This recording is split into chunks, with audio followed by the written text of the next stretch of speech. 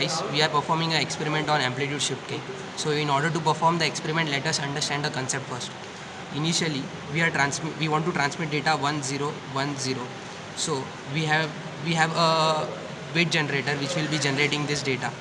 Now, the first step in this experiment is to convert the given data into unipolar non-return to zero form.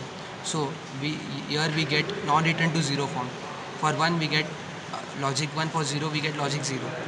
Now, the carrier is a sine wave which is having a particular frequency. In this case, it will be a 960 kilohertz. Now, let us see the output of amplitude shift key. For logic 1, we get the carrier as it is at the output. For logic 0, we get nothing at the output. That is, output is 0. Again we can see that for logic 1, we are getting the carrier as it is at the output, and for logic 0, the output is 0. So this is the basic concept of amplitude shift key. We have seen the basic concept of amplitude shift keying. Now let us look at the transmitting circuitry. The first part is the data generator. In data generator, we have to set this switches according as per our data. Now this is the transmitting circuitry which we are going to use. One of the important things before doing connection is we should synchronize the ground of data generator with the transmitter section, and the clock generator should be given to the clock input, so that the data generator and the transmitter are synchronized with each other and they can work properly. Now we have to use, as said earlier, we have to use non-return to zero. We can either use this or this. At the output of this we will give non-return to zero signal. Now this will be the carrier generator. As we can see, we have two options here, 1.44 megahertz and 960 kilohertz. This signal we are going to use as a carrier. Now this will be the most important circuitry, which is modulator. One of the input will be from carrier generator, and the other input will be from non-return to zero circuit.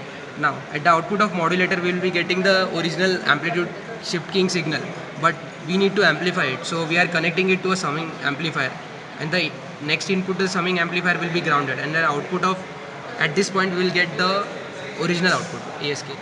We have seen the synchronization part of the data generator and the transmitter. Now let us see the actual connections. Now the data pin will be going from data generator to the transmitter data input. This is where we can connect the input. Now we have to use non-return to zero output, we have to connect this part as one of the input to the modulator. Now the carrier input will be the next input to the carrier modulator. Now as the output of the modulator is been connected to the amplifier input as A input, and the next input is grounded, and the output we have to connect it to the second channel of the DSO, and the input is been connected to the first channel. Now let us look at the output.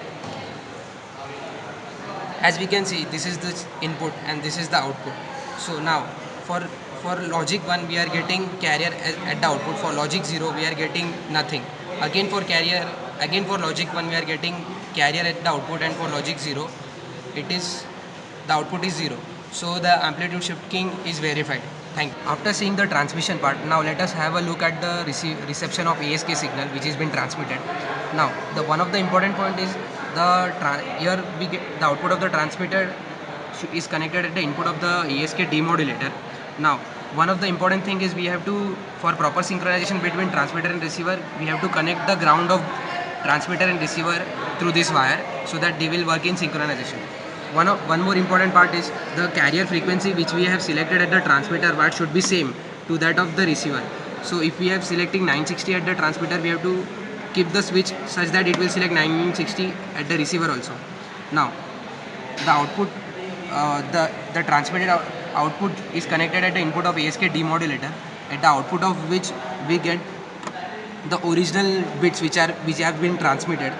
For further filtering process, we are connecting a low pass filter in between, so that the output is filtered, and the output of low pass filter is given to the comparator as one input.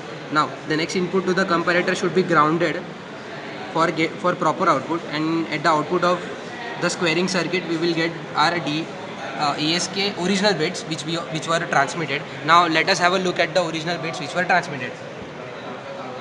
This is the original data which is being transmitted, which is logic 1 0, logic 1 0. Now this is the received signal. We are getting the same signal back, but with a due to the circuitry problem we are getting a bit delay. Thank you.